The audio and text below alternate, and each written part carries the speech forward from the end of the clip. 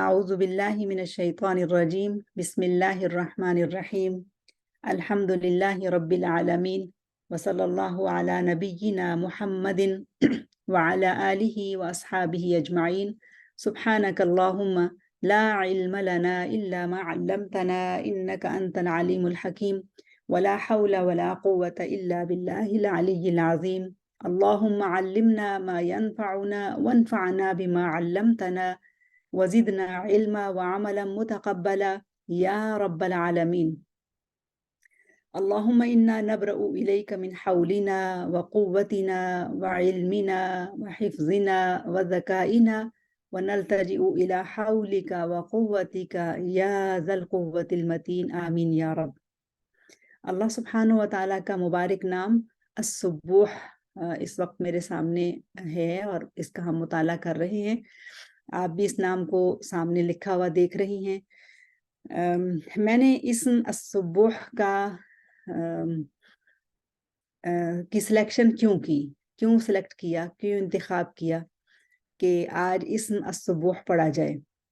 تو آپ کو معلوم ہے کہ ہم نے اس سے پہلے سورہ الحشر کے آخر میں ذکر ہونے والے مبارک ناموں کا مطالعہ کیا، جس میں سب سے پہلے اللہ سبحانہ وتعالیٰ کا اسم الذات اور اس کے بعد الرحمن الرحیم، الملک، القدوس، السلام، المؤمن، اور اس درمیان میں المہیمن رہ گیا ہے، اور العزیز، الجبار، المتکبر، یہ ہم نے پڑھ لیے۔ اور اس کے بعد آتا ہے اس آیت مبارکہ کو، اگر آپ سوچیں، اس پہ غور کریں تو الجبار المتکبر سبحان اللہ عما یشرکون، اور آیت مبارکہ کو اگر ہم سامنے رکھیں تو هو اللہ الخالق البارئ المصور لہ الاسماء الحسنی، یہ اگلی آیت کے اندر آ جاتا ہے۔ تو پہلی آیت جو ہے اس کے اختتام پر اللہ تعالیٰ کی تسبیح کا ذکر آیا ہے، اللہ تعالیٰ کی تقدیس کا ذکر آیا ہے۔ تو تسبیح و تقدیس میں سے القدوس کا ہم نے مطالعہ کر لیا، السبوح کو اس وقت ہم دیکھتے ہیں، اور اس آیت کو ضرور سامنے رکھیے گا جو سورہ الحشر کے آخر میں ہے۔ میں پھر سے ایک دفعہ آپ کے سامنے رکھتی ہوں، هو اللہ الذی لا الہ الا هو الملک القدوس السلام المؤمن المہیمن العزیز الجبار المتکبر۔ تو ان ناموں کے تسلسل میں آگے اسم السبوح آتا ہے، جو کہ وہاں پر فعل کی شکل میں بھی ذکر نہیں ہو رہا، اسم کی شکل میں ایک مختلف اور یونیک انداز میں ذکر ہو رہا ہے۔ التسبیح کا معنی ہے التنزیح، اور التنزیح کیا ہے؟ اور آج اس پورے سیشن میں یہ لفظ التنزیح ہی کھولا جائے گا۔ التنزیح کا مطلب ہے کسی کی پاکی بیان کرنا، اور کس کی پاکی بیان کرنا؟ وہ اللہ جو السبوح ہے، اس کی پاکی کیا ہے؟ اس کو ہم کس چیز سے پاک کر رہے ہیں؟ اس کی کیا کیفیت بیان کر رہے ہیں؟ وہ ہستی کہ جو کسی بھی شریک، کسی بھی ند و مقابل، یعنی اس کے مقابلے کا کوئی نہیں، کسی بھی مثیل و مثال، یعنی اس جیسی کوئی چیز ہے ہی نہیں ہے، کسی چیز کے ساتھ اس کو مثال نہیں دی جا سکتی، کوئی اس کا متضاد نہیں ہے، اس سے پاک اور منزہ ہے، بغیر نقص کے کمال صفات کا اکیلا مالک۔ اب یہ جو ایک لفظ ہے نا، یہ سونے کی ترازو میں تولا جانے کے قابل ہے کہ یہ ہمارے عقیدے کا حصہ ہے، یہ ہمارے ایمان کا حصہ ہے۔ بغیر نقص کے اللہ السبوح صفات کمال کا اکیلا مالک، جس نے خود اپنے تمام افعال کو ہر شر اور عیب سے پاک اور مبرہ رکھا ہے۔ مخلوق کو چاہیے کہ وہ اس پر ایمان لائے اور اس کی تسبیح و تقدیس کرے۔ اب ذرا سوچیں کہ انسان کو جس دنیا میں پیدا کیا گیا ہے، یا جس دنیا میں اس کو آباد کیا گیا ہے، اس میں ہر طرف اللہ سبحانہ و تعالیٰ کی حمد و تسبیح کی گونج ہے، اور اس گونج کی بازگشت کو سننے کے لیے ہمیں ایمان کی سماعت اور ایمان کی بصارت چاہیے۔ ایمانی سماعت و بصارت کے بغیر اس کی بازگشت سننا ممکن نہیں ہے۔ اور حقیقت یہ ہے کہ کائنات کا ہر ذرہ پکار پکار کر اللہ سبحانہ و تعالیٰ کی تسبیح بیان کر رہا ہے، اور آپ دیکھتی ہیں قرآن مجید میں جگہ جگہ یہ ذکر موجود ہے، سبح للہ ما فی السماوات والارض وہو العزیز الحکیم۔ کہیں سبح فعل الماضی اور کہیں یسبح، کہ ماضی میں بھی اس سے پہلے بھی اگر تسبیح تھی تو اللہ سبحانہ و تعالیٰ کی تھی، پوری کائنات اس کی تسبیح بیان کر رہی ہے، اور ابھی بھی اور آج کے بعد بھی، رہتی دنیا تک بھی، اور اس کے بعد بھی اگر کوئی تسبیح کے لائق ہے تو صرف اللہ سبحانہ و تعالیٰ۔ تو یہ آیت کتنی پاورفل آیت ہے، سبح للہ ما فی السماوات والارض وہو العزیز الحکیم۔ اب یہاں پر سبح للہ جب کہا گیا تو فعل کی شکل میں اللہ سبحانہ و تعالیٰ کا نام السبوح ذکر ہو رہا ہے۔ آسمان و زمین کی ہر چیز اللہ کی تسبیح بیان کرتی ہے، اور وہ غالب حکمت والا ہے۔ اب دیکھیں کائنات میں یہ جو دنیا کی ظاہری یا کوئی مادی مخلوق ہو یا ایسی کوئی مخلوق ہو کہ جو مافوق الفطرت ہے، یعنی جس کو ہم دیکھ نہیں سکتے، جس کو ہم محسوس نہیں کر سکتے، جس طرح کی بھی یہ کائنات ہے، اور اس کائنات کے اندر جس طرح کی بھی حیات یا زندگی موجود ہے، جس چیز کی بھی زندگی موجود ہے، سب کے سب اللہ تعالیٰ کی تسبیح بیان کر رہے ہیں۔ حتیٰ کہ اللہ سبحانہ و تعالیٰ سورہ الرعد کی آیہ نمبر 13 میں فرماتے ہیں وَيُسَبِّحُ الرَّعْدُ بِحَمْدِهِ وَالْمَلَائِكَةُ مِنْ خِیفَتِهِ، کہ بادلوں کی گرج بھی اللہ تعالیٰ کی حمد بیان کرتی ہے۔ اب ہم نے 12 دفعہ بادلوں کی گرج سنی، لیکن کیا کبھی اس کے اندر سے ہم نے اللہ تعالیٰ کی تسبیح بھی سنی؟ تو جیسا کہ ابھی میں نے کہا کہ اس تسبیح کو سننے کے لیے ایمانی سماعت چاہیے، اور اس تسبیح کے مشاہدے کے لیے جو بصارت چاہیے، جو آنکھ چاہیے، وہ ایمان کی آنکھ چاہیے۔ تو یہاں پر یہ بتایا جا رہا ہے کہ بادلوں کی گرج بھی اس کی حمد کے ساتھ اس کی تسبیح بیان کرتی ہے، اور فرشتے بھی اس کی ہیبت سے لرزتے ہوئے اس کی تسبیح بیان کرتے ہیں۔ تو معلوم یہ ہوتا ہے کہ یہ ایسا بڑا نام ہے، ایسا جامع نام ہے کہ پوری کائنات کی بنیاد اس نام پر رکھی گئی ہے، پوری کائنات کی اصل یہ نام ہے، اور کائنات بنائی ہی اس طرح سے گئی ہے، اس کو پروگرام ہی اس طرح سے کیا گیا ہے، اس کی میکنگ ہی ایسے کی گئی ہے کہ وہ لا محالہ اللہ تعالیٰ کی تسبیح کرنے پر مجبور ہے، اور یہ اس کا وظیفہ حیات ہے، یہ اس کی زندگی ہے۔ دوسرے لفظوں میں یوں کہیں کہ یہ کائنات کی ہر چیز کی زندگی ہے، آسمان و زمین ہر چیز اس کی زندگی ہے اللہ تعالیٰ کی تسبیح، اور وہ اگر اللہ تعالیٰ کی تسبیح نہ کرے تو وہ فنا ہو جائے، سوائے انسان کی کہ جو اختیاری طور پر تسبیح کرتا ہے۔ اس کا ذکر آگے چل کر آتا ہے۔ تو ابھی ہم تھوڑا سا یہ جو اسم ہے السبوح، اس کے بننے میں جو طریقہ کار ہے عربی زبان کا، اس پر تھوڑی سی بات کرتے ہیں کہ یہ جو آیت کریمہ ہم نے پڑھی ہے اس میں فعل سبح یا یسبح استعمال ہو رہا ہے، جس کا مادہ ہے سین، با اور ہا۔ ان اصلی حروف سے بننے والے اسماء و افعال میں بہت گہرائی ہے۔ مثلا سبح یسبح سبحا، آپ سب ماشاءاللہ قرآن کی اسٹوڈنٹس ہیں، آپ کو تھوڑا بہت اس سے واقفیت اور پتہ ہوگا کہ کس طرح سے فعل بنتا ہے۔ تو سبح یسبح سبحا، تو اس میں اس کے کئی معنی ہیں، اور یہ سارے معنی قرآن مجید میں استعمال ہوئے ہیں۔ مثلا اس کا پہلا معنی ہے سبح سبحا، اس کا معنی ہے دوڑنا، वस्साबिहाती सबहा, सूरह अन्नाज़िआत आया नंबर 3। जो फरिश्ते अल्लाह ताला के अहकामात को बजा लाने के लिए रोशनी की रफ्तार से उससे भी ज्यादा तेजी से दौड़ते फिरते हैं, वो मलाइकतुन सुब्बूह कहलाते हैं। और उनके दौड़ने की कैफियत को यहाँ बयान किया गया है। इसी तरह से तेज रफ्तार घोड़े के दौड़ने को भी इसी फेल से बयान किया जाता है, फरसुन सुबूहुन। और दूसरा माना है इसका सबह सबहन, तेजी से गर्दश करना, किसी चीज का पानी के अंदर या हवा में तैरना।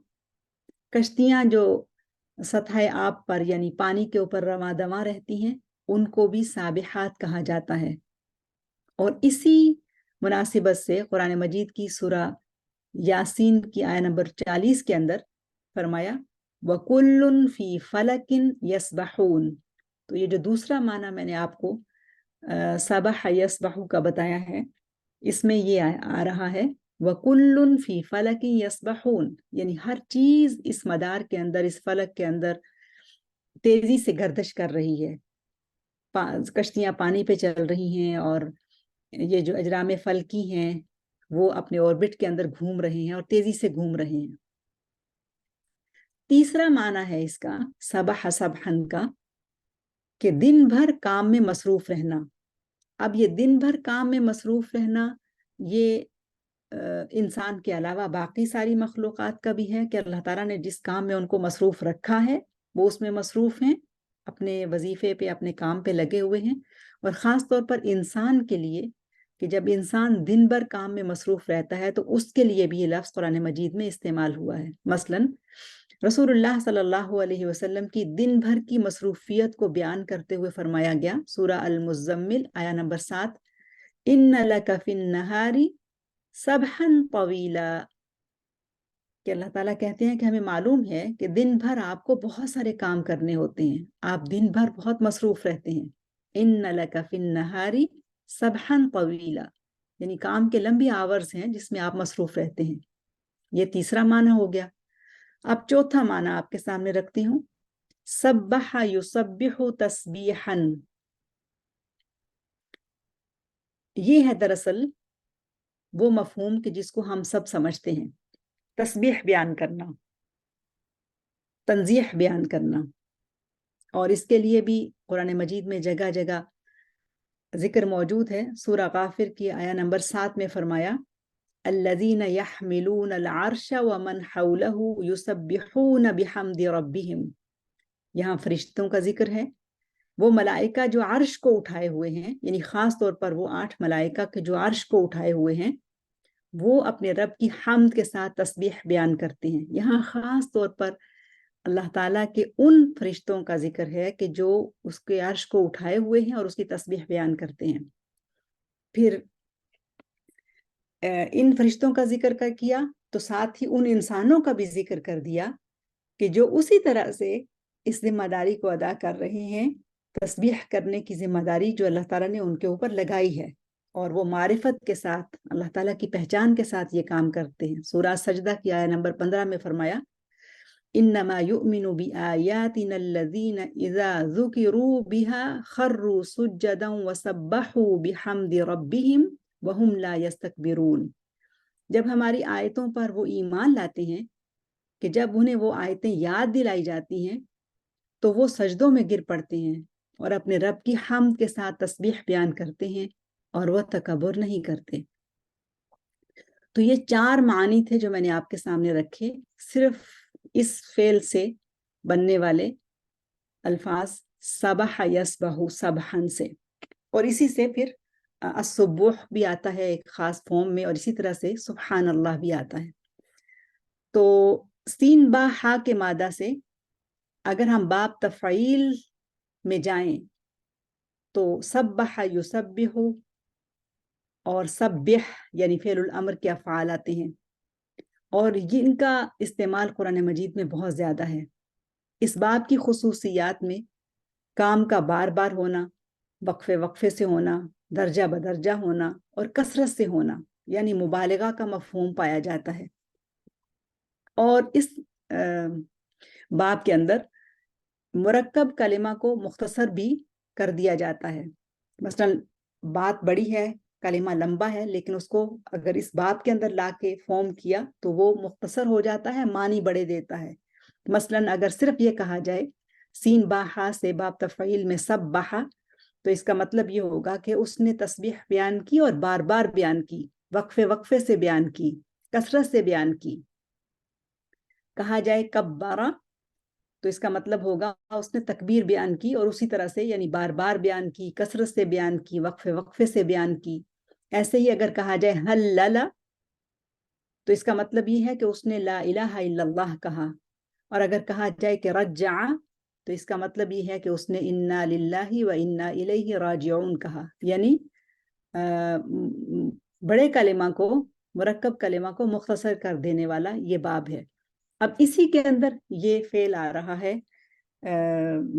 سبح یسبح.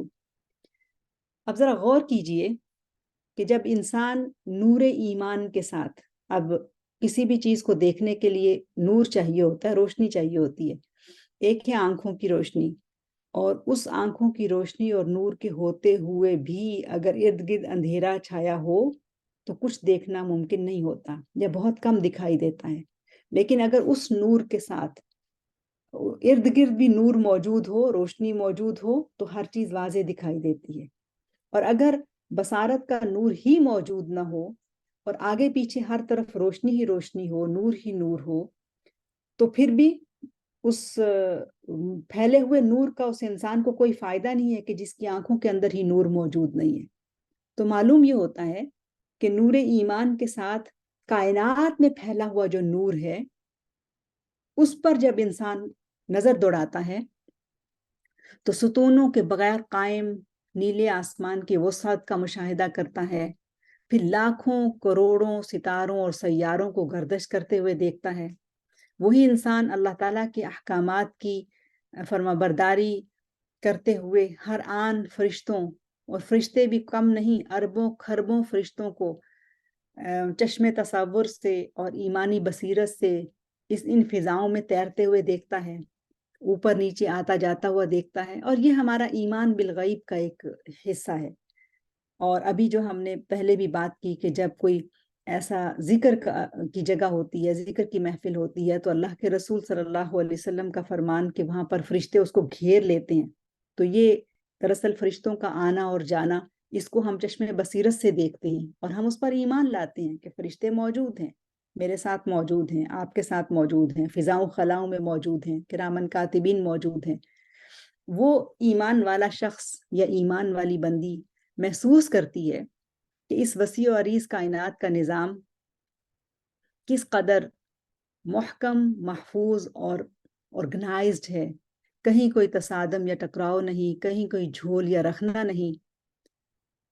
پھر وہ اس پر بھی سوچتی ہے کہ وہ ملائکہ کہ جو اللہ سبحانہ و تعالیٰ کے احکامات کی بجا آوری میں تیزی سے دوڑتے پھر رہے ہیں، اور ابھی ہم اس کا معنی دیکھ چکے کہ وہ فرشتے کے جو دوڑتے پھرتے ہیں فضاؤں میں، یہ اس فعل کے اندر معنی موجود ہے. تو یہ جو دوڑتے ہوئے فرشتے ہیں آپس میں ٹکراتے نہیں. اسی طرح اگر ستاروں اور سیاروں کی گردش کو بھی دیکھا جائے کہ گردش ہو رہی ہے لیکن تصادم نہیں ہے.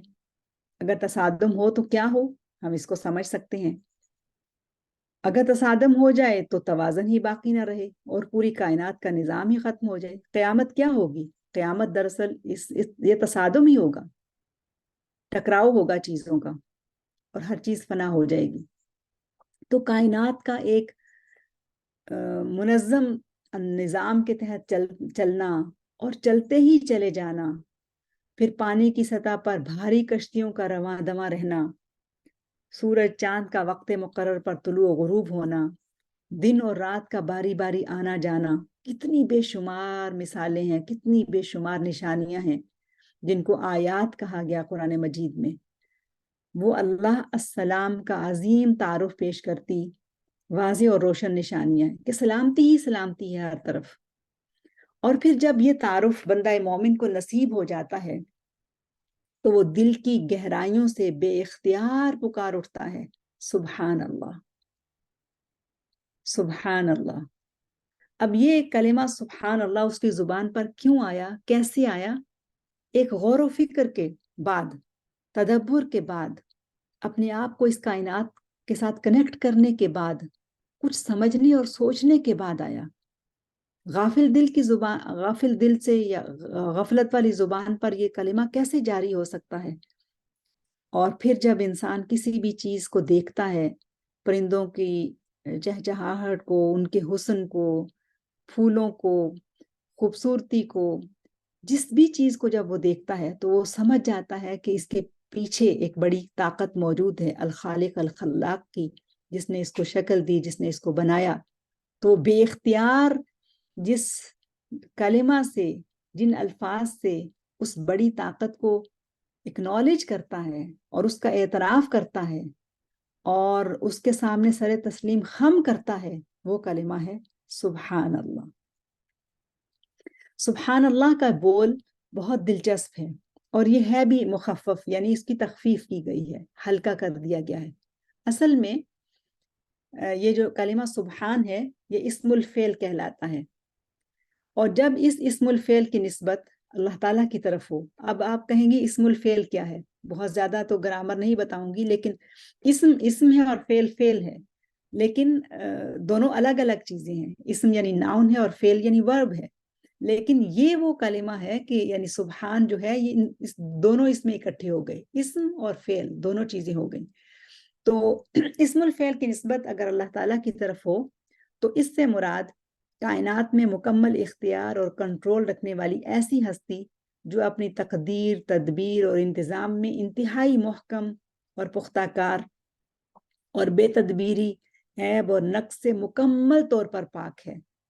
شروع میں ہم نے کہا نا کہ اس تنزیح کا مطلب ہے پاکی بیان کرنا، تو کس چیز کی پاکی بیان کرنا؟ تو یہ ہے دراصل اس کا خلاصہ، کہ وہ ہستی کہ جو اپنی تقدیر کے اندر، تدبیر کے اندر، انتظام کے اندر انتہائی محکم ہے، انتہائی پختہ کار ہے، اور اس کے کسی ایکشن کے اندر، اس کے کسی عمل کے اندر کوئی بے تدبیری نہیں، کوئی عیب نہیں، کوئی نقص نہیں، نہ اس کے ایکشن کے اندر نہ خود اس کی ذات کے اندر، وہ مکمل طور پر پاک ہے۔ تو اس طرح سے عربی زبان میں کلمہ سبحان کے 3 معنی ہمارے سامنے آتے ہیں۔ نمبر 1، وہ ہستی جو ہر طرح کے عیب اور نقص سے خود پاک ہے۔ نمبر 2، وہ جو بلا شرکت غیر مختار کل ہے، اور یہ ہمارے عقیدے کا ایک حصہ ہے اور ہونا چاہیے، یعنی اس کے ساتھ کوئی شریک نہیں ہے، وحدہ لا شریک لہ، وہ جو بلا شرکت غیر مختار کل ہے۔ اور نمبر 3، وہ جو کائنات میں حرکت پذیر تمام اشیاء پر مکمل کنٹرول رکھتا ہے، اور اس کے کنٹرول کے اندر بھی کوئی جھول نہیں ہے، کوئی نقص نہیں ہے، کوئی عیب نہیں ہے۔ مزید یہ ہے کہ اس لفظ میں تنزیح اور تقدیس بھی شامل ہو جاتی ہے۔ مثلا آپ قرآن مجید کی سورہ البقرہ کی آیہ نمبر 116 پہ غور کیجئے، وَقَالُوا اتَّخَذَ اللَّهُ وَلَدًا سُبْحَانَهُ بَل لَّهُ مَا فِي السَّمَاوَاتِ وَالْأَرْضِ كُلٌّ لَّهُ قَانِتُونَ۔ اب سبحان اللہ، پچھلے الفاظ پر غور کرنے کے بعد اب اس آیت پہ غور کیجئے، اور اگر ممکن ہو تو آیت سامنے رکھ لیجئے۔ وَقَالُوا اتَّخَذَ اللَّهُ وَلَدًا، یہ لوگ کہتے ہیں کہ اللہ نے کسی کو بیٹا بنا لیا۔ اب اللہ تعالیٰ خود اپنی تنزیح میں، اپنی تقدیس میں یہ کہہ رہے ہیں خود سے، سبحانہ، اللہ پاک ہے ان باتوں سے۔ اصل حقیقت یہ ہے کہ زمین و آسمان کی تمام موجودات اس کی ملک ہیں، اور سب کے سب اس کے مطیع و فرما ہیں۔ اور ایک اور جگہ فرمایا وقالو، یعنی یہ موضوع کئی جگہ پہ قرآن مجید میں مختلف آیات میں بیان ہوا ہے، یعنی ان لوگوں نے کہا کہ اللہ نے بیٹا بنا لیا، اور اللہ تعالیٰ اپنی پاکیزگی میں، اپنی برات میں یہ بیان فرماتے ہیں سبحانہ، یعنی یہ وہ کلمہ ہے کہ جو اللہ سبحانہ و تعالیٰ کی مخلوق بھی اس کے لیے کہتی ہے، اور خود اللہ تعالیٰ بھی اپنی پاکیزگی، اپنی تقدیس بیان کرنے کے لیے یہ کہتے ہیں سبحانہ، سبحان اللہ۔ اب یہ کثیر المعانی کلمہ، ہم نے کافی سارے اس کے معنی پڑھ لیے، یہ تسبیح کیسے بن جاتا ہے؟ اور آپ کو پتا ہے کہ کچھ سورہ ہیں جو مسبحات ہیں، جو صرف اسی فعل سے شروع ہو رہی ہیں، سبح للہ یا یسبح للہ، ان سورہ کا خاص ایک مقام ہے قرآن مجید کے اندر. تو جب یہ بار بار کہا جاتا ہے کہ سبح للہ ما فی السماوات و ما فی الارض، یا یسبح للہ کہا جاتا ہے، تو یہ کلمہ پھر تسبیح کیسے بنتا ہے؟ تو کائنات کی تمام اشیاء بشمول انسان کا اس ہستی یعنی اللہ سبحانہ و تعالیٰ کے بنائے ہوئے قانون کے مطابق زندگی گزارنا، سرگرم عمل رہنا، اور زبان و عمل سے اس کی عبادت اور فرمانبرداری اختیار کرنا ہی دراصل تسبیح کہلاتا ہے. یعنی کوئی انسان کسی بھی طرح سے اللہ تعالیٰ کی اطاعت کرتا ہے، اس کے حکم پر چلتا ہے، تو گویا وہ اس کی تسبیح بیان کر رہا ہے. اور اسی طرح سے کائنات کی کوئی بھی اور چیز اگر وہ اس کی اطاعت کر رہی ہے، یعنی اللہ تعالیٰ نے جس کام پر اس کو لگا رکھا ہے وہ کرتی چلی جا رہی ہے، پہاڑوں کا جو کام ہے وہ کر رہے ہیں، بادل اور بارش کا جو کام ہے وہ کر رہی ہے، زمین اور مٹی کا جو کام ہے وہ کرتی چلی جا رہی ہے، پرندوں اور چرندوں کا جو کام ہے وہ کرتے چلے جا رہے ہیں، سمندروں کا جو کام ہے وہ کرتے جا رہے ہیں. جو چیز بھی جہاں رہتے ہوئے جو کام اللہ تعالیٰ نے اس کے ذمے لگا رکھا ہے اس کو کرتی چلی جا رہی ہے، تو دراصل وہ اللہ تعالیٰ کی تسبیح کر رہی ہے.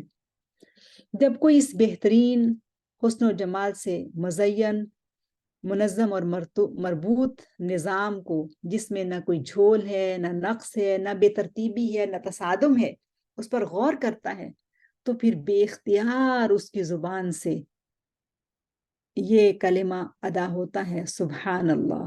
اور جب وہ کہتا ہے سبحان اللہ، تو پھر گویا وہ تسبیح بیان کر رہا ہے.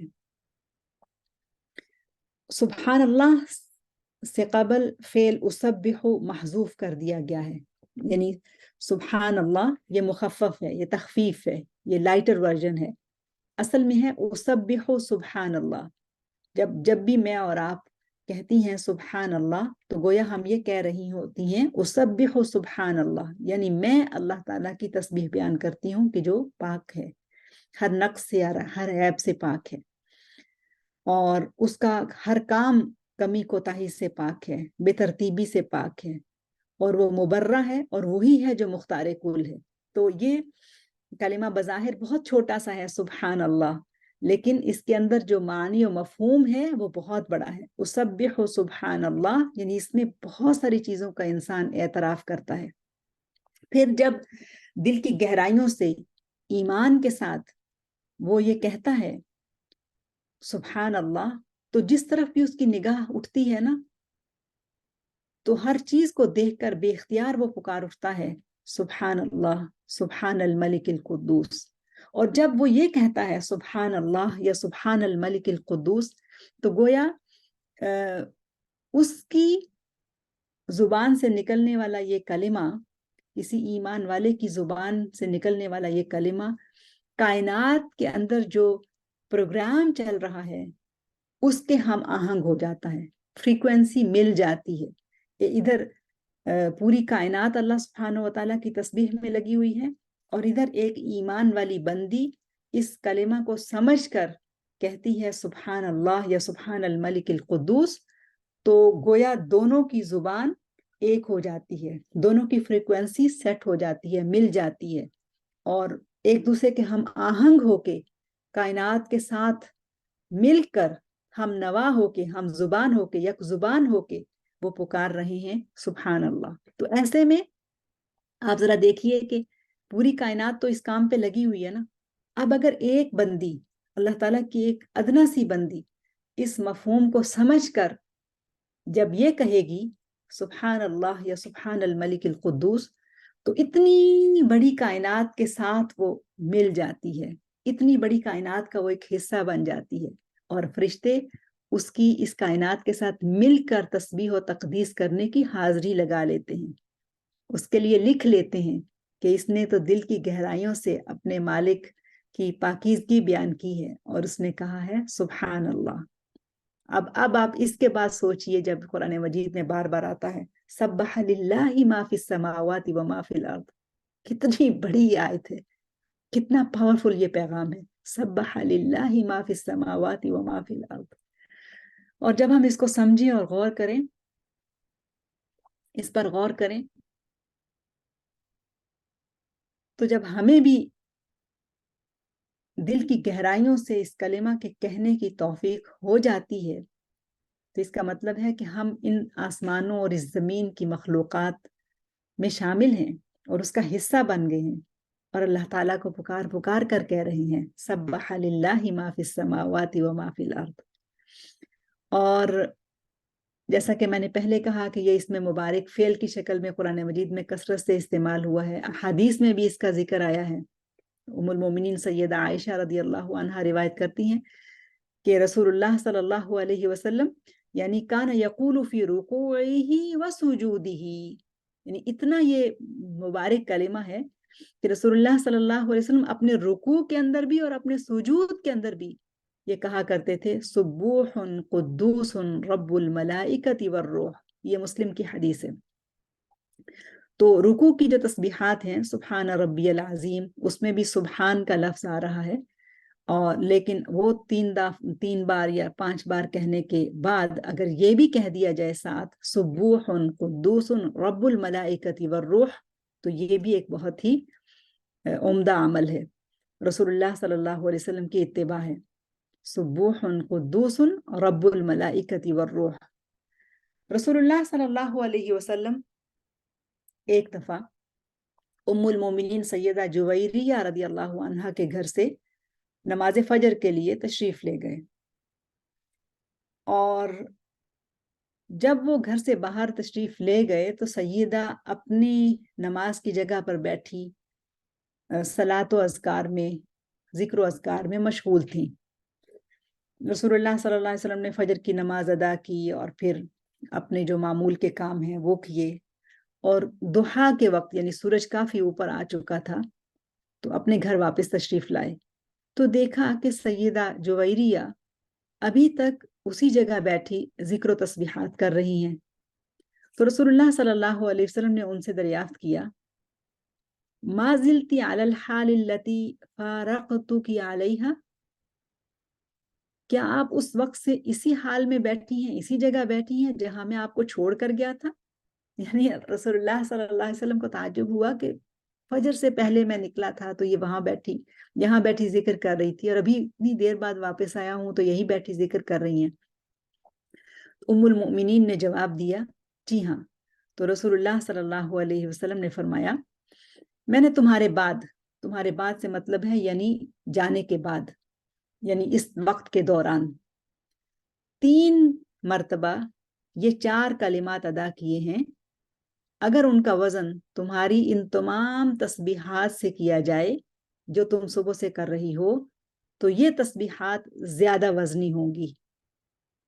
और फिर रसूलुल्लाह सल्लल्लाहु अलैहि वसल्लम ने अपनी ज़ौजा मोहतरमा उम्मुल मोमिनीन सैयदा जुवैरिया को सिखाने के साथ साथ मुझे और आपको भी सिखाया, उम्मत के हर फर्द को सिखा दिया कि तस्बीह करने का ज्यादा उम्दा तरीका क्या है। अब इसका मतलब ये नहीं कि जो जिक्र तस्बीहात वो कर रही थी उसकी कोई वैल्यू नहीं है, यकीनन है और थी, लेकिन रसूलुल्लाह सल्लल्लाहु अलैहि वसल्लम ने तस्बीह करने का अफजल तरीका उनको समझा दिया और हमें सिखा दिया। वो क्या है? फरमाया, सुब्हानल्लाहि व बिहम्दिही आदद खल्किही व रिदा नफ्सिही व ज़ीनत अर्शिही व मिदाद कलिमाती। अल्लाह ही की हम्द व तस्बीह है उसकी मखलूक की तादाद के बराबर, और उसकी रजा की बकदर, नीज उसके अर्श के वजन के बराबर, और उसके कलिमात की रोशनाई के बराबर। सुभान अल्लाह। इस अजीम जिक्र और तस्बीह के अंदर जो अल्फाज इस्तेमाल हुए हैं जरा उस पर गौर कीजिए। पहला लफ्ज है आदद खल्क़िही, मखलूक की तादाद के बराबर मैं उसकी तस्बीह बयान करता या करती हूँ। तो जरा बताइए, क्या हम में से कोई ऐसा है या हमारे अलावा कोई ऐसा आलिम, کوئی ایسا حساب دان، کوئی ایسا جینیس جو گزرا ہو اور جس کو یہ معلوم ہو، یا کوئی آئے گا تو جس کو یہ معلوم ہوگا کہ مخلوقات کی کل تعداد کتنی ہے. خشکی کی مخلوق، سمندر کی مخلوق، زمین و آسمان کے درمیان کی مخلوق، تحت الثری یعنی زمین کی تہوں کے نیچے پلنے والی اور زندہ رہنے والی اور جو موجود ہے اس میں مخلوق، نباتات کی دنیا، جمادات کی دنیا، ذرات اور خلیے، آخر کس کس کو شمار کیا جائے، اور کوئی اس کو شمار نہیں کر سکتا. اتنی بڑی تعداد جو کہ کاؤنٹ لیس ہے، انفینٹی، اس کو بیان کر دیا اللہ کے رسول صلی اللہ علیہ وسلم نے اپنی زبان مبارک سے اور اپنے اس علم سے جو اللہ تعالیٰ نے ان کو عطا کیا تھا، اتنے خوبصورت انداز میں کہ سبحان اللہ و بحمدہ عدد خلقہ، مخلوق کی تعداد کے برابر میں اللہ تعالیٰ کی تسبیح و تقدیس بیان کرتی ہوں. دوسرا لفظ آیا ورضا نفسہ، ایسی تسبیح جس سے اے رب تو راضی ہو جائے. اور کسے معلوم کہ رب تعالیٰ کس طرح کی تسبیح سے راضی اور خوش ہوں گے. سبحان اللہ، کون جانے کہ اس نے یہ کام کیا تو اللہ تعالیٰ راضی ہو گئے. کچھ خوش نصیب تھے کہ واقعی اللہ تعالیٰ نے ان کو یہ خوشخبری سنا دی کہ رضی اللہ عنہم ورضوا عنہ. لیکن باقی جو دنیا ہے، باقی جو لوگ ہیں، باقی جو ایمان والے ہیں، ان میں سے کون کیسے جان سکے کہ جس طرح سے اس نے تسبیح بیان کی ہے واقعی اس نے اللہ تعالیٰ کو راضی کر لیا ہے، اور اللہ تعالیٰ کی رضا کا معیار کیا ہے، اس کو کیسے راضی کیا جائے،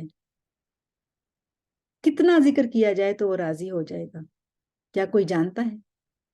تو یہاں سبحان اللہ اتنے جامع الفاظ میں سکھا دیا کہ سبحان اللہ و بحمدہ عدد خلقہ ورضا نفسہ، یعنی اس کی رضا کے بقدر، جتنی اس کی رضا ہے، جیسے اس کی رضا ہے اس کے مطابق میں اس کی تسبیح بیان کرتی ہوں.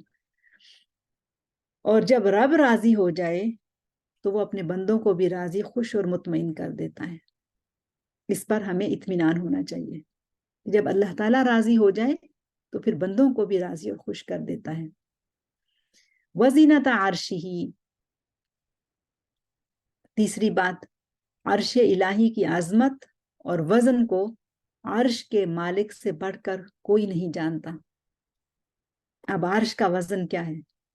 یعنی عرش کو اٹھائے ہوئے جو 8 فرشتے ہیں، حدیث کے مطابق کہ ان کے کان کی لو سے لے کے ان کے کندھے تک کا جو فاصلہ ہے، وہ بھی اگر 500 سال کوئی انسان چلتا رہے تو اس کو طے نہیں کر سکتا. یعنی ان کی عظمت اور ہیبت کو ایک مثال سے بیان کیا گیا ہے کہ انتہائی عظیم، انتہائی بڑے وہ ملائکہ ہیں جو عرش عظیم کو اٹھائے ہوئے ہیں. تو وہ ملائکہ اگر اتنے عظیم ہیں اور ان کی اتنی عظمت ہے اور ان کی اتنی طاقت ہے اور ان کی اتنی ہیبت ہے، تو پھر خود وزن، عرش کا وزن کتنا ہوگا کوئی نہیں جانتا. اور جب بندہ ان الفاظ سے اس کی تسبیح بیان کرتا ہے تو اس کے اجر کا اندازہ بھی عرش والے سے بڑھ کر کوئی نہیں جان سکتا. اللہ اکبر. اور چوتھی بات جو اس میں آئی، وَمِدَادَ کَلِمَاتِهِ، اس کے کلمات کی روشنی کے برابر. اس کے کلمات کو لکھنے کے لیے کتنی مداد یعنی روشنائی درکار ہوگی، یہ بھی کسی کو معلوم نہیں ہے. یہ بھی کسی کو معلوم نہیں کہ اس کے کلمات ہیں کتنے. جب کوئی اس کے کلمات کی تعداد کو نہیں جان سکتا تو اسے کیسے اور کیوں کر معلوم ہو سکتا ہے کہ روشنائی کی مقدار کتنی ہوگی، قلم کتنے چاہیے، سیاہی کتنی چاہیے.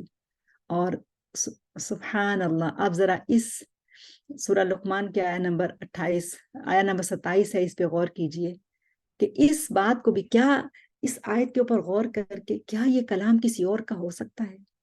اللہ تعالیٰ کا یہ کلام کتنا پاورفل ہے، جس میں فرمایا وَلَوْ أَنَّمَا فِي الْأَرْضِ مِنْ شَجَرَةٍ أَقْلَامٌ وَالْبَحْرُ يَمُدُّهُ مِنْ بَعْدِهِ سَبْعَةُ أَبْحُرٍ مَا نَفِدَتْ كَلِمَاتُ اللَّهِ.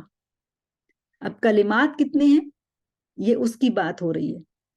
ان اللہ عزیز حکیم، کہ زمین میں جتنے درخت ہیں اگر وہ سب کے سب قلم بن جائیں، اور سمندر स्याही बन जाएं, जितने समंदर मौजूद हैं वो सब स्याही बन जाएं, और 7 समंदर मजीद मिलाकर रोशनाई तैयार की जाए। सबअतु अबहुरिन वल बहरु यमुद्दुहु मिन बादिही सबअतु अबहुर, जो मौजूदा समंदर हैं उनके साथ 7 समंदर और मिला दिए जाएं और सबसे रोशनाई तैयार कर ली जाए, स्याही तैयार कर ली जाए, तब भी अल्लाह की बातें लिखने से खत्म ना होंगी। बेशक अल्लाह जबरदस्त और हकीम है। और सूरह कहफ, जिसको हम हर जुमा को पढ़ते हैं और जिस पर हम अब इस सूरह का इख्तिताम करते हैं, कुल लौ कानल बहरु मिदादन लिकलिमाति रब्बी लनफिदल बहरु क़ब्ल अन तनफद कलिमातु रब्बी वलौ शिअना बिमिस्लिही मददा। या मोहम्मद सल्लल्लाहु अलैहि वसल्लम, इनको बताइए अगर समंदर मेरे रब की बातें लिखने के लिए रोशनाई बन जाए तो वो खत्म हो जाए, मगर मेरे रब की बातें खत्म ना हो, बल्कि अगर इतनी ही रोशनाई हम और भी ले आए तो वो भी किफायत ना करे। सुभान अल्लाह। अब कितने जामे कलिमात हैं ये, और मुझे यकीन है हम में से बहुत सी बहनों ने इन्हें याद कर रखा होगा, पढ़ती भी होंगी, लेकिन क्या इन अल्फाज को अदा करते हुए उसकी समझ और अल्लाह ताला के नाम अस्सुबूह की समझ मौजूद है? क्या हम इस तरह से इसको कनेक्ट कर सकते हैं?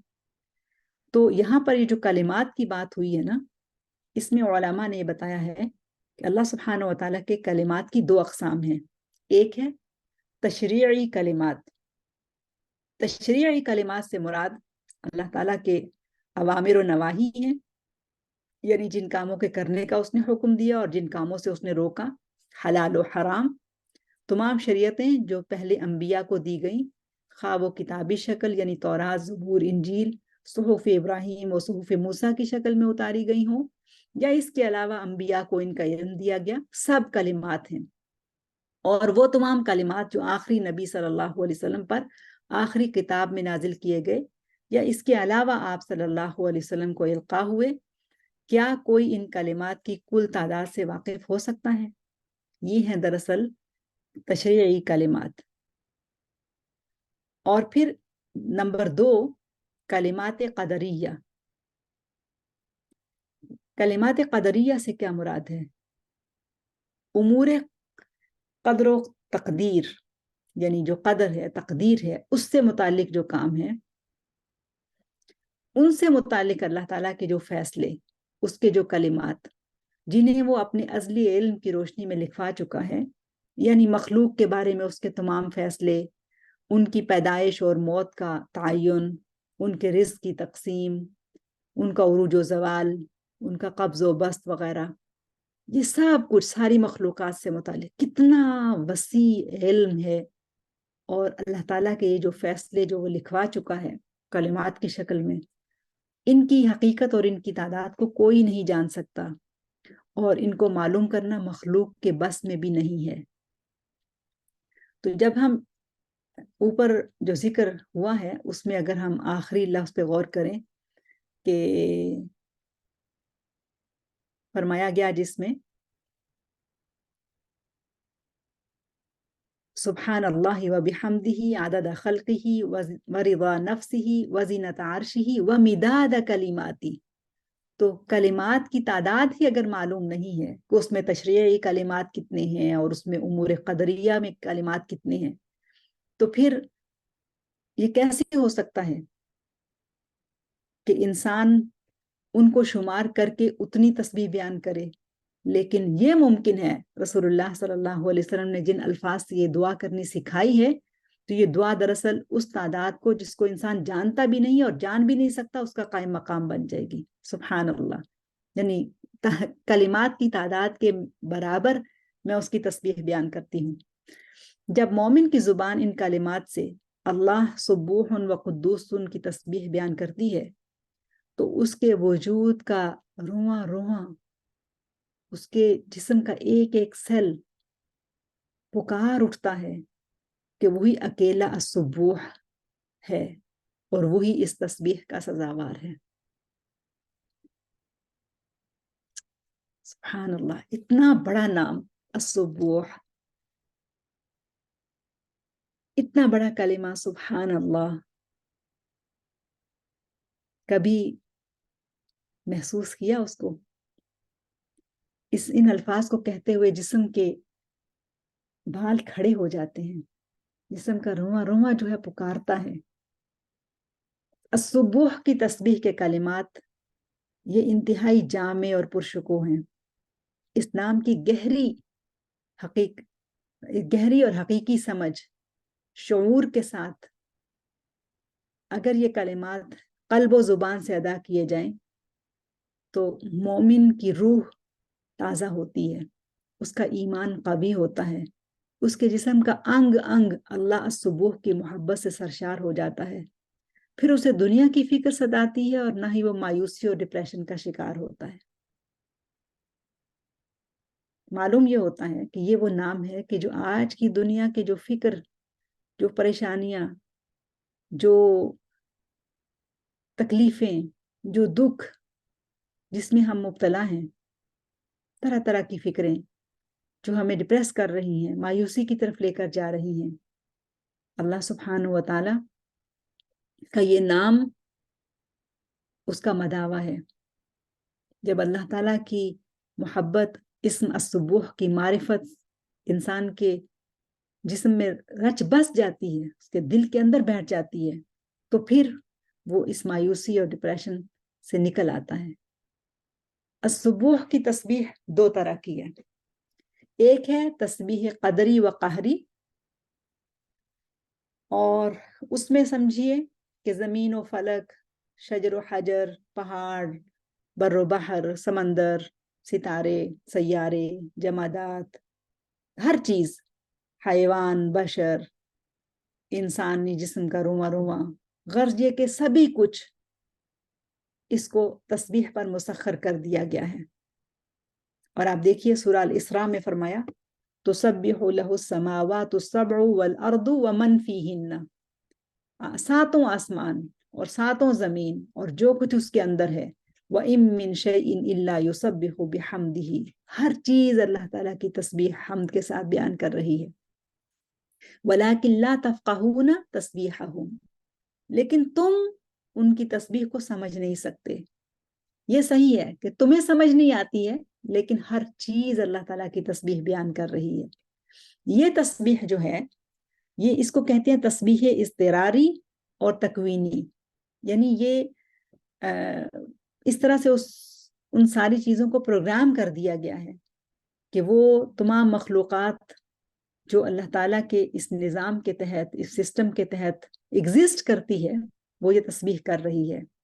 مخلوقات کا اپنی تسخیر کے مطابق چلتے چلے جانا اور تسخیر کرنے والے کے حکم میں کوتاہی نہ کرنا دراصل ان کی تسبیح ہے۔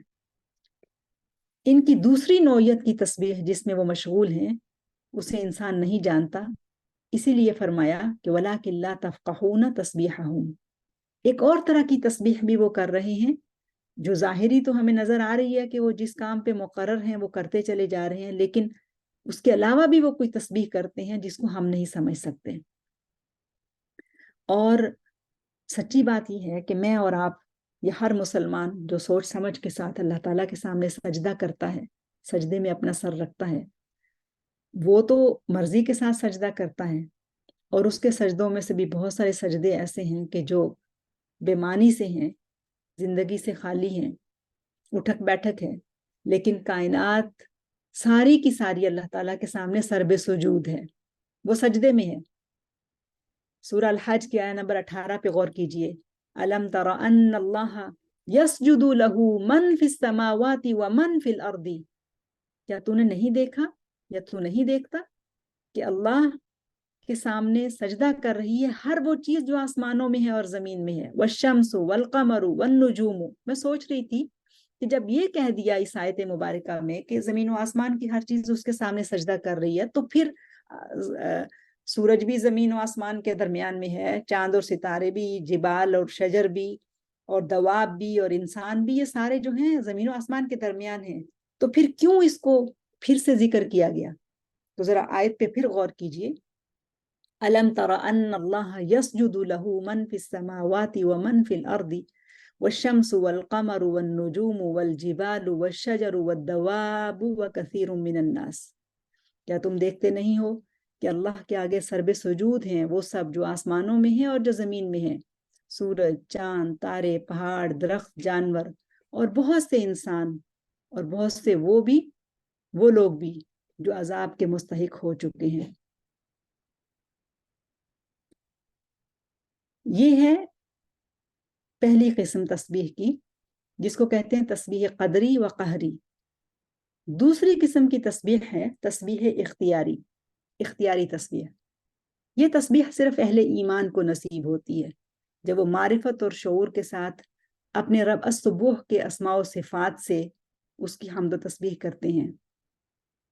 وہ نماز کا آغاز کرتے ہیں تو سبحانک اللہم سے کرتے ہیں، جب رکوع میں جھکتے ہیں تو سبحان ربی العظیم، دیکھیں یہاں بھی تسبیح ہے، سبوح قدوس رب الملائکۃ والروح پکارتے ہیں، اور جب وہ سجدے میں چہرے کے بل زمین پر گر کر اپنی پیشانی السبوح کے سامنے رکھ دیتے ہیں تو بھی خشوع و خضوع اور تعظیم کے ساتھ پکارتے ہیں، سبحان ربی الاعلی، سبحان ربی الاعلی، سبوح قدوس رب الملائکۃ والروح۔ غور کیجئے کہ مومن جب زمین پر پیشانی رکھتا ہے تو وہ اس رب اعلیٰ السبوح کو پکارتا ہے جو اس قدر بلند ہے کہ اس سے بلند و بالا، اعلیٰ اور عرفہ کوئی ہو نہیں سکتا، وہی جو عرش پر جلوہ افروز ہے، علو، رفعت و بلندی، عرش عظیم والا السبوح ان سجدوں کی جزا میں درجات کی بلندی عطا فرماتا ہے۔ وہ خود اتنا بلند اور انسان اتنا ہی نیچے ہو کے اس کے سامنے اپنا سر رکھ رہا ہے۔ اسی لیے یہ وہ تسبیح اختیاری ہے جو مومن کا نصیب ہے، اور اسی لیے مومن کے لیے نماز اس کی معراج ہے۔ جھکتا تو وہ نیچے ہے، اللہ تعالیٰ درجے اس کے اوپر لے جاتا ہے۔ پیشانی تو وہ زمین پر ٹکاتا ہے، لیکن اللہ تعالیٰ اس کے درجات کو آسمانوں تک اور اس سے بھی اوپر بلند کر دیتا ہے۔ ایمان والوں کو ہر لمحے تسبیح کا حکم دیا گیا ہے۔ سورہ الروم کی آیہ نمبر 17 اور 18 پہ غور کیجئے، یہ حکم ہے، فسبحان اللہ حین تمسون وحین تصبحون وَلَهُ الْحَمْدُ فِي السَّمَاوَاتِ وَالْأَرْضِ وَعَشِيًّا وَحِينَ تُظْهِرُونَ۔ اللہ تعالیٰ کی تسبیح کیا کرو جب تم شام کرو اور جب تم صبح کرو۔ تمام تعریف کے لائق آسمان و زمین میں صرف وہی ہے، تیسرے پہر کو بھی اس کی تسبیح کرو اور ظہر کے وقت بھی اس کی تسبیح بیان کرو۔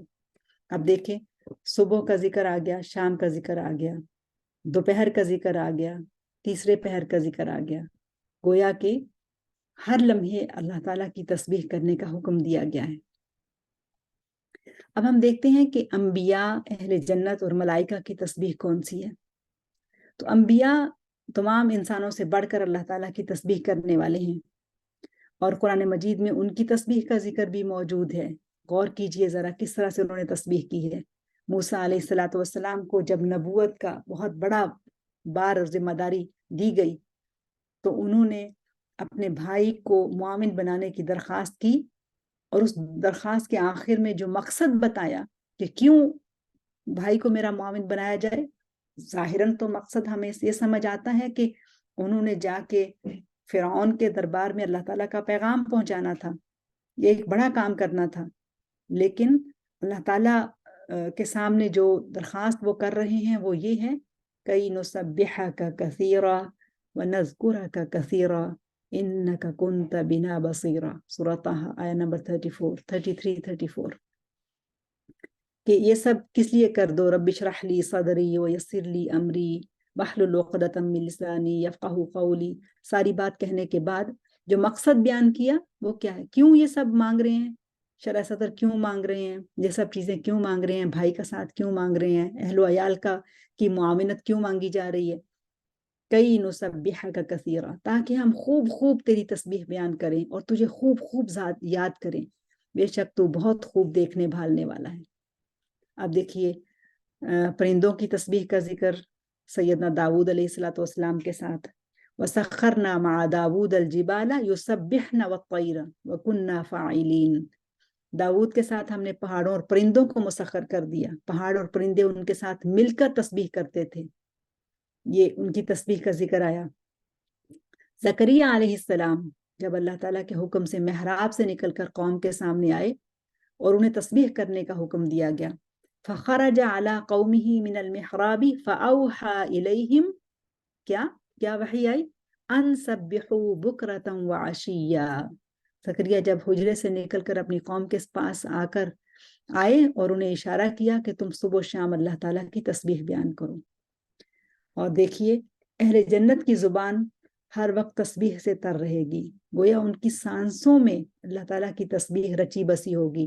دوسرے لفظوں میں ہم یہ کہہ سکتے ہیں کہ یہ جو اس وقت جو سانس آ جا رہی ہے اور اس وقت اہل جنت کی جو سانسیں آ جا رہی ہوں گی، وہ سانسیں ہی تسبیح کے اوپر بنی ہوں گی.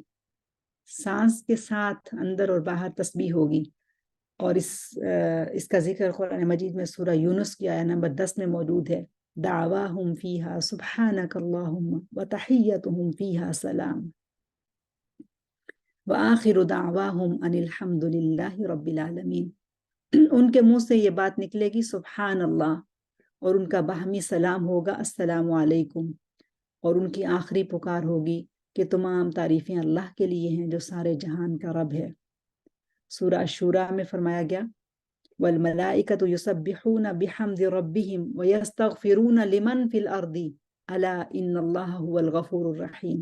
یہ آیت تو اور بھی بہت شاندار ہے کہ تمام فرشتے اپنے رب کی تسبیح کے ساتھ تعریف بیان کر رہے ہیں اور زمین والوں کے لیے استغفار کر رہے ہیں. فرشتوں کا کن لوگوں کے لیے استغفار کرنا؟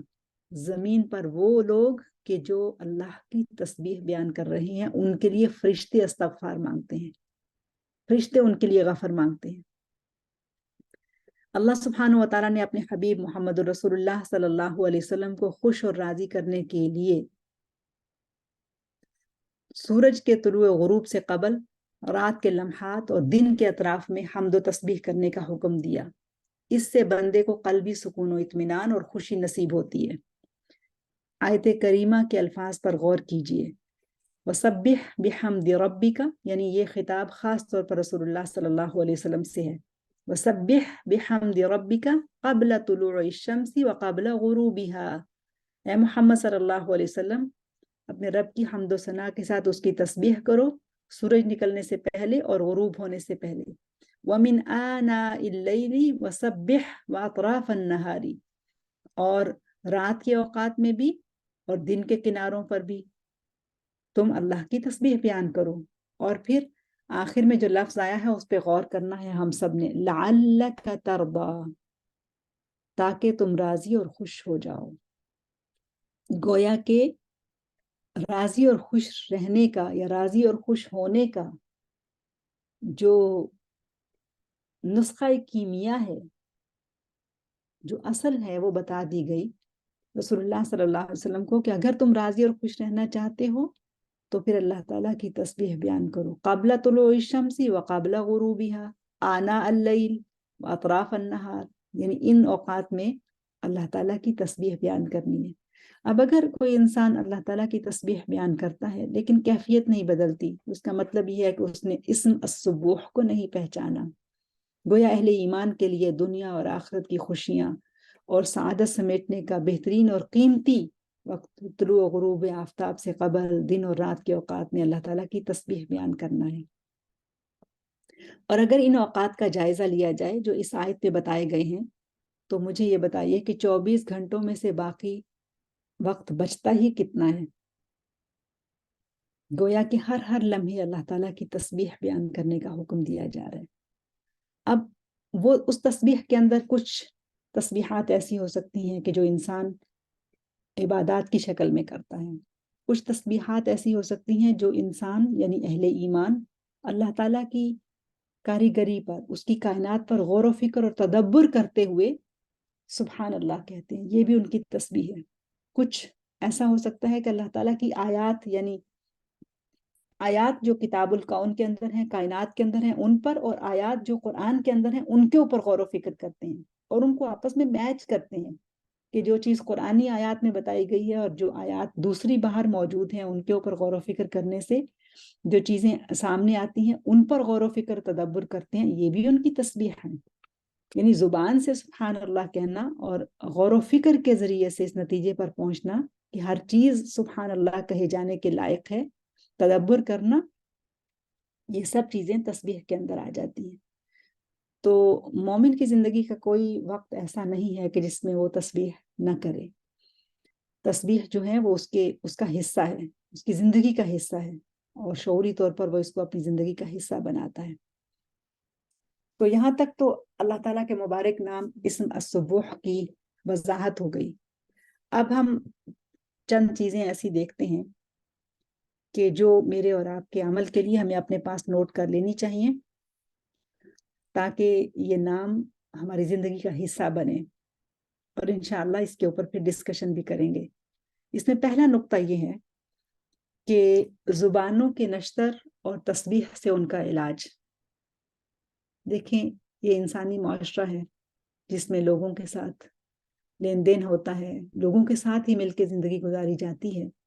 تو لوگوں کی تکلیف دہ باتوں، ان کے رویوں اور دکھ دینے والی جو باتیں ہوتی ہیں، اس سے سینوں میں گھٹن پیدا ہونا، یہ ایک طبیعی بات ہے، فطری بات ہے، ایسا ہوتا ہے.